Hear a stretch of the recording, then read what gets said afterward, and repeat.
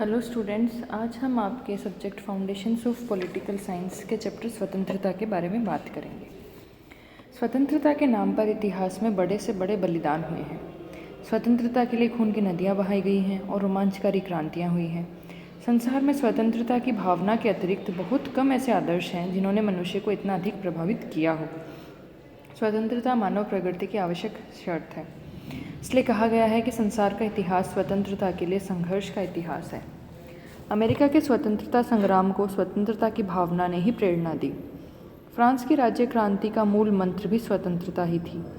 भारतीय राष्ट्रीय आंदोलन में करोड़ों लोगों ने स्वतंत्रता की प्राप्ति के लिए ही अपना सब कुछ न्यौछावर करके लंबा संघर्ष किया। रिची के अनुसार, एक थिंकर हैं रिची, उन्होंने कहा कि जीवन के अधिकार के बाद साधारणतया स्वतंत्रता के अधिकार का नाम लिया जाता है और बहुत से व्यक्तियों के लिए प्राथमिक और सबसे अधिक आवश्यक अधिकार है। स्वतंत्रता का महत्व देखते हैं कि भाई इसकी इम्पोर्टेंस क्या है, क्यों है इस स्वतंत्रता हमारे लिए इम्पोर्टेंट। यदि ये सत्य है कि बिना सत्ता के सामाजिक शांति और व्यवस्था नहीं रह सकती, तो यह भी उतना ही आवश्यक है कि सत्ता द्वारा स्थापित इस व्यवस्था के अंतर्गत नागरिकों को अपने व्यक्तित्व के पूर्ण विकास के लिए स्वतंत्रता उपलब्ध हो। भाई ये मानते हैं कि सत्ता के बिना अगर कोई सरकार नहीं है तो एक देश में अराजकता फैल जाएगी, यानी अशांति फैल जाएगी, अव्यवस्था फैल जाएगी। लेकिन अगर सत्ता है वो स्वतंत्रता नहीं दे रही अपने नागरिकों को, तो उनके व्यक्तित्व का पूर्ण विकास संभव नहीं है। मानव व्यक्तित्व के विकास में स्वतंत्रता एक अमूल्य निधि है। व्यक्तिगत और राष्ट्रीय स्वतंत्रता की प्राप्ति के लिए हजारों लोगों ने तरह तरह की यातनाएं हंसते हंसते झेली हैं। बर्ट्रैंड रसेल के अनुसार स्वतंत्रता की इच्छा व्यक्ति की एक स्वाभाविक प्रवृत्ति है और इसी के आधार पर सामाजिक जीवन का निर्माण संभव है। प्रसिद्ध विधिवेता पालकीवाला के शब्दों में, मनुष्य सदा ही स्वतंत्रता की बलि वेदी पर सर्वाधिक बहुमूल्य बलिदान देते रहे हैं। संक्षेप में, स्वतंत्रता आदि मानव जाति का अंतिम लक्ष्य नहीं तो सदा ही उसकी प्रेरणा का अंतिम स्रोत तो रही है। डॉक्टर लक्ष्मीमल सिंघवी के अनुसार आदर्श दृष्टिकोण से मनुष्य की स्वतंत्रता की खोज मानव इतिहास की केंद्रीय धारा और मनुष्य मात्र की सर्वश्रेष्ठ आकांक्षा रही है।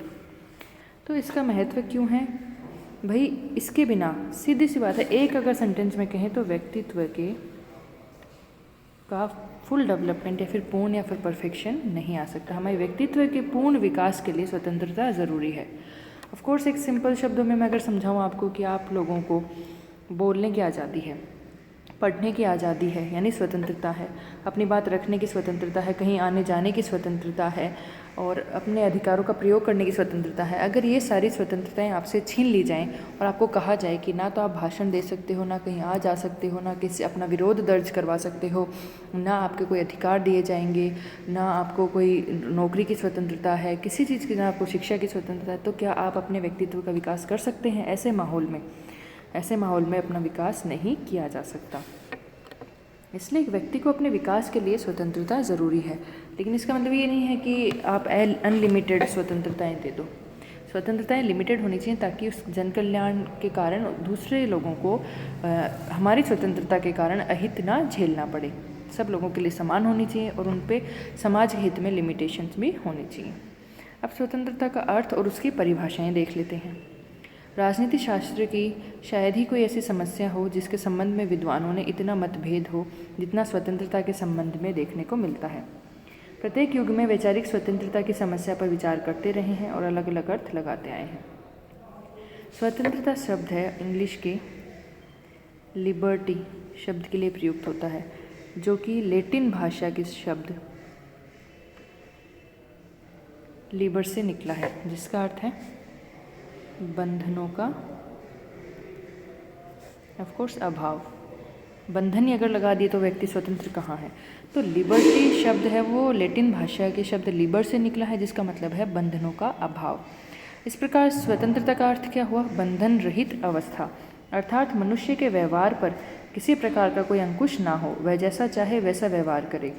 होब्स व रूसो ने प्राकृतिक अवस्था के वर्णन में ऐसी ही स्थिति का वर्णन किया है जिसमें मनुष्य पूर्ण रूप से स्वतंत्र था, उस पर कोई बंधन नहीं था। होब्स ने स्पष्ट रूप में कहा, स्वतंत्रता का अर्थ है बंधनों का अभाव।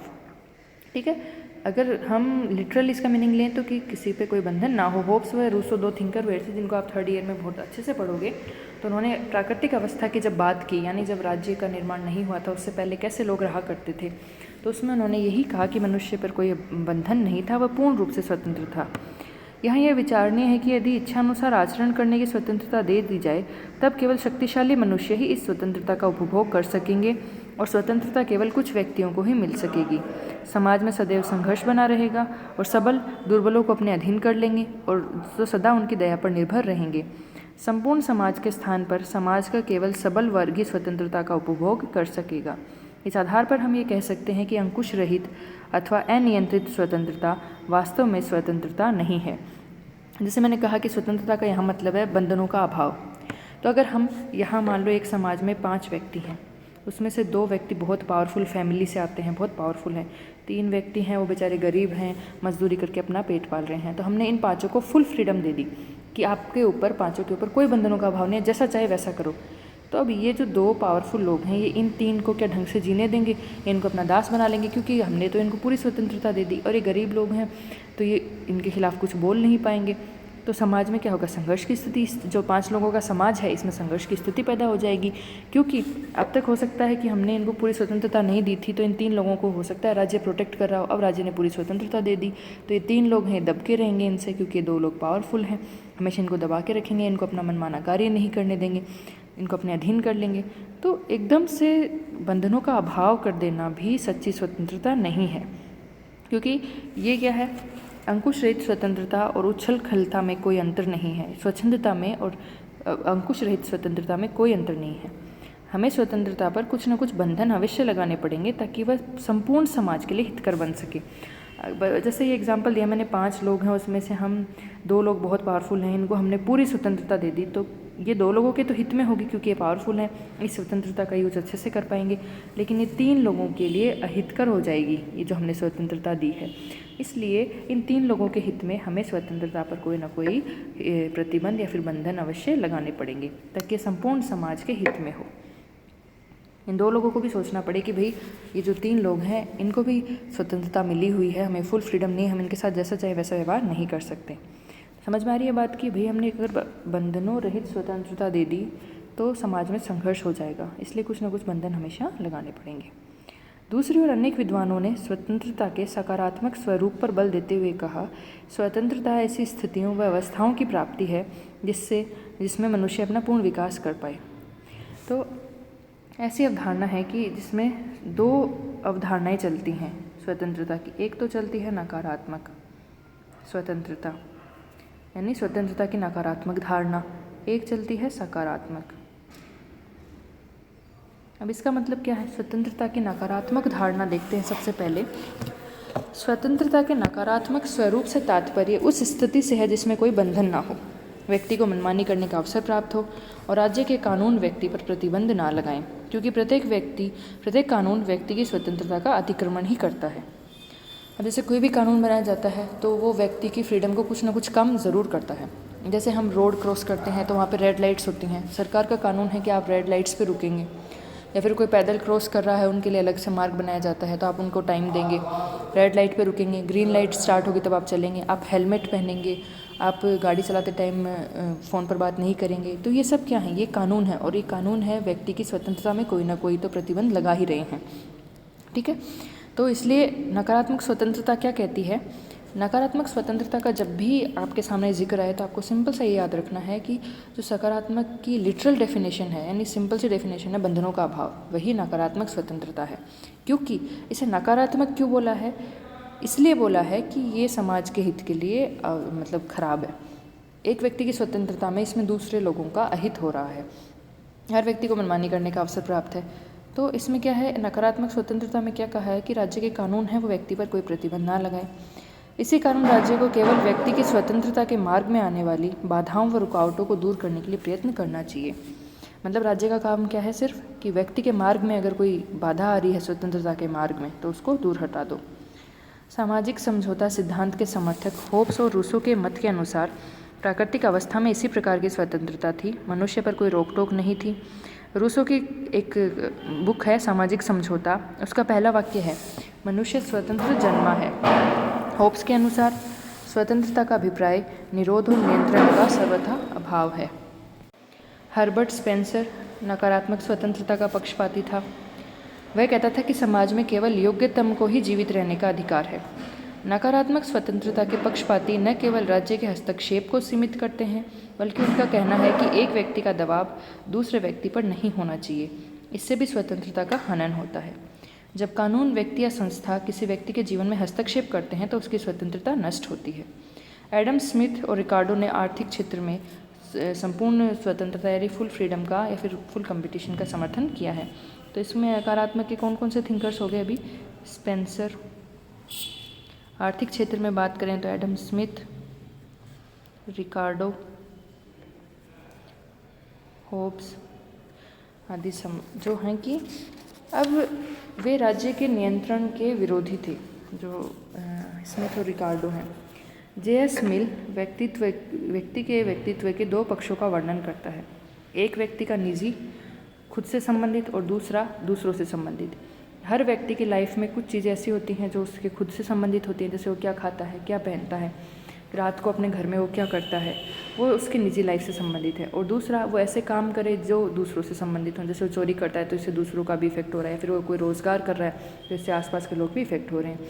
तो मिल ने क्या कहा, एक थिंकर थे J.S. मिल, कि व्यक्ति के जीवन के दो पहलू हैं। एक तो खुद की उसकी पर्सनल चीज़ें यानी खुद से संबंधित, तो उस पर राज्य का कोई हस्तक्षेप नहीं होना चाहिए। और एक ऐसे काम जिससे दूसरों को इफेक्ट हो, उस पर राज्य हस्तक्षेप कर सकता है। स्वतंत्रता के नकारात्मक दृष्टिकोण को संक्षेप में इस प्रकार व्यक्त किया जा सकता है: प्रतिबंधों का अभाव ही स्वतंत्रता है। अब नकारात्मक स्वतंत्रता में क्या क्या सिद्धांत आते हैं? पहला, प्रतिबंधों का पूर्ण अभाव, यानी व्यक्ति को एकदम फ्रीडम होनी चाहिए। राज्य के क्षेत्र को बढ़ने से व्यक्ति की स्वतंत्रता है वो मर्यादित होती है, यानी राज्य को भी कम से कम हस्तक्षेप करना चाहिए। तो क्या कहते हैं, ये कम से कम शासन करने वाली सरकार है वो सबसे अच्छी है। और डेवलपमेंट के लिए जो खुली प्रतियोगिता है उसका सिद्धांत उत्तम है। सरकार द्वारा प्रायोजित संरक्षण की व्यवस्था अनुपयुक्त है। तो नकारात्मक स्वतंत्रता वाले लोग कहते हैं कि व्यक्ति पर कोई बंधनों का अभाव नहीं होना चाहिए। ये पूर्णतः व्यक्तिवादी हैं, व्यक्ति को फुल फ्रीडम होनी चाहिए, इसीलिए राज्य को ज़्यादा हस्तक्षेप नहीं करना चाहिए, क्योंकि राज्य जितने ज़्यादा कानून बनाएगा व्यक्ति की स्वतंत्रता उतनी ही बाधित होगी। तो राज्य का काम है सिर्फ जो व्यक्ति आपस में कोई कॉन्ट्रैक्ट करता है, बिजनेस करता है, उसको प्रोटेक्ट करना और बाहरी लोगों से व्यक्ति की रक्षा करना। मतलब सबसे कम, मिनिमल से मिनिमल काम ये राज्य को देना चाहते हैं कि राज्य है उसको कम से कम शासन करना चाहिए और फुल कंपटीशन होना चाहिए, क्योंकि सब फ्री हैं तो आपस में कम्पीट करो। जो कंपटीशन में जीत जाएगा अपने टैलेंट के बल पे वो आगे चला जाएगा, बाकी पिछड़ जाएंगे। और राज्य संरक्षण देता है पिछड़े हुए लोगों को, ये बात सही नहीं मानते। कहते हैं इससे राज्य का हस्तक्षेप बढ़ रहा है तो व्यक्ति की स्वतंत्रता है वो खराब हो रही है, इसलिए राज्य को कम से कम हस्तक्षेप करना चाहिए। जैसे राज्य है वो, अगर हम इंडिया में देखें तो हमें OBC SC ST लोगों के लिए रिजर्वेशन की व्यवस्था है। तो अगर जो नकारात्मक स्वतंत्रता के लोग हैं वो इसका विरोध करेंगे, क्योंकि आप पिछड़े वर्गों को संरक्षण दे रहे हो तो आप इंटरफेयर कर रहे हो दूसरे व्यक्तियों की स्वतंत्रता में, जनरल कैटेगरी की स्वतंत्रता को आप कम कर रहे हो, हस्तक्षेप ज़्यादा कर रहे हो। तो ये लोग इसलिए कहते हैं कि राज्य को कम से कम शासन करना चाहिए, कम से कम हस्तक्षेप करना चाहिए। तो नकारात्मक स्वतंत्रता का मतलब क्या है? सीधा सा मतलब है इसका, सिंपल सा जो स्वतंत्रता का सीधा मतलब होता है वही नकारात्मक स्वतंत्रता का मतलब है कि व्यक्ति पर कोई बंधन नहीं होना चाहिए, राज्य को कोई हस्तक्षेप नहीं करना चाहिए, खुली प्रतियोगिता होनी चाहिए, राज्य को कम से कम शासन करना चाहिए, कोई संरक्षण व्यक्तियों को नहीं देना चाहिए। तो ये नकारात्मक क्यों है? जो मैंने बताया, क्योंकि इससे समाज का है वो अहित होता है। तो स्वतंत्रता का ये अर्थ लेकिन भ्रमात्मक है। इस प्रकार की स्वतंत्रता रॉबिन्स क्रूसो जैसे व्यक्ति को ही मिल सकती है, जो एक निर्जन स्थान पर अपने साथी फ्राइड के साथ एकाकी जीवन व्यतीत कर रहा था। सभ्य समाज, अगर जो व्यक्ति है वो समाज में रह रहा है, उसके आसपास लोग हैं, तो उसमें ऐसी स्वतंत्रता है वो संभव नहीं है, क्योंकि बंधनों के पूर्ण अभाव में स्वतंत्रता स्वेच्छाचारिता में बदल जाएगी। मनुष्य एक सामाजिक प्राणी है और समाज में रहते हुए मनुष्य असीमित स्वतंत्रता का उपभोग नहीं कर सकता। मनुष्य की स्वतंत्रता है वो सीमित होनी चाहिए। तो इसको नकारात्मक इसीलिए कहा गया है क्योंकि इसमें कोई पॉजिटिव चीज़ें राज्य नहीं कर रहा। राज्य का काम है पीछे हटना व्यक्तियों की। मतलब ये नकारात्मक स्वतंत्रता वाले लोग ये मानते हैं कि व्यक्ति को फुल फ्रीडम दो। तो फुल फ्रीडम तभी हो सकती है जब राज्य हस्तक्षेप ना करे, कोई कानून ना बनाए, क्योंकि राज्य जब कानून बनाएगा तब वो व्यक्ति की स्वतंत्रता को कम करेगा। तो इसमें राज्य कोई पॉजिटिव काम नहीं कर रहा, कोई संरक्षण नहीं दे रहा, समाज का अहित हो रहा है, क्योंकि समाज में एक अकेला व्यक्ति तो रहता नहीं है। एक व्यक्ति को आपने पूर्ण स्वतंत्रता दे दी तो हो सकता है वो किसी का मर्डर भी कर दे, कि चोरी करे, तो ऐसी चीज़ें हैं वो समाज के लिए अहितकर हैं। इसलिए नकारात्मक स्वतंत्रता की धारणा है वो भ्रम वाली है, क्योंकि ये जो स्वतंत्रता है ये स्वच्छंदता में या फिर स्वेच्छाचारिता में बदल जाएगी। मनुष्य सामाजिक प्राणी है तो उसको समाज के बारे में भी सोचना होता है। तो इसके थिंकर्स कौन कौन से थे? स्पेंसर, होब्स, स्मिथ, रिकार्डो, जैसे अगर आपको याद रखने हो तो ये इसके थिंकर्स थे।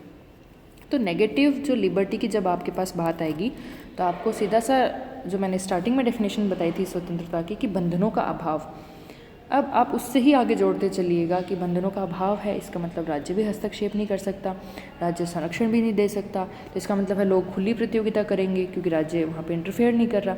खुली प्रतियोगिता का क्या मतलब है? जैसे कोई वांट्स निकलती हैं आपके, तो राज्य है वो OBC SC ST को संरक्षण दे रहा है, रिजर्वेशन दे रहा है, लेकिन नकारात्मक स्वतंत्रता वाले लोग कह रहे हैं कि राज्य को हस्तक्षेप नहीं करना चाहिए। तो इसमें क्या होगा? राज्य उनको रिजर्वेशन नहीं देगा, हस्तक्षेप नहीं कर रहा, क्योंकि इससे जो जनरल कैटेगरी है उसकी जो स्वतंत्रता है उसमें बाधा पड़ रही है। तो राज्य पीछे हट गया। अब क्या होगा? ओपन कंपटीशन अपने आप हो गया, खुली प्रतियोगिता हो गई। अब आपस में प्रतियोगिता करो और जो जीतेगा, जो पावरफुल होगा वो आगे निकल जाएगा। अब रिजर्वेशन राज्य क्यों देता है? क्योंकि वो लोग पिछड़े हुए हैं। पास्ट में कुछ ऐसी चीज़ें हुई हैं उनके साथ जो उनकी गलती नहीं थी, समाज के दूसरे लोगों की गलती थी, जैसे छुआछूत की या फिर कैसा भी करके उनको पिछड़ा हुआ रखा। इसलिए राज्य है वो ये देखता है कि भाई वो पिछड़े लोग हैं, उनको एटलीस्ट जनरल कैटेगरी के बराबर तो लाएं। उसके बाद जब हमें ये लगेगा कि जिस दिन जनरल कैटेगरी के बराबर वो आ गया है उस दिन रिजर्वेशन समाप्त कर देंगे। इसलिए रिजर्वेशन दिया जाता है ताकि उन लोगों को कुछ सीटें उनके लिए तो आरक्षित हों, कम से कम इतनी सीटें तो उनको नौकरी में मिले ही, ताकि वो जनरल कैटेगरी के बराबर आएँ, क्योंकि समाज में वो पिछड़े हुए हैं।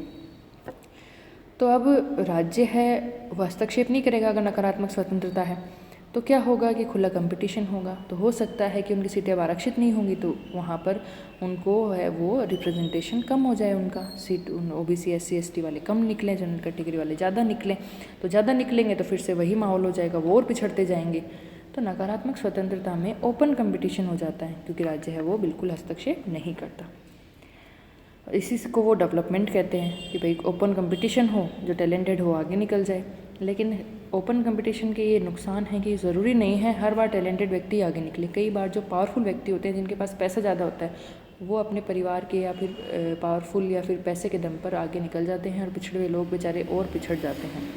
इसीलिए राज्य को आज की दुनिया में, आज के ज़माने में संरक्षण देना आवश्यक हो गया है। राज्य ने लोक कल्याणकारी स्वरूप धारण कर लिया है। इसीलिए नकारात्मक स्वतंत्रता आज के राज्य में, आज के समाज में संभव नहीं है और ये गलत है।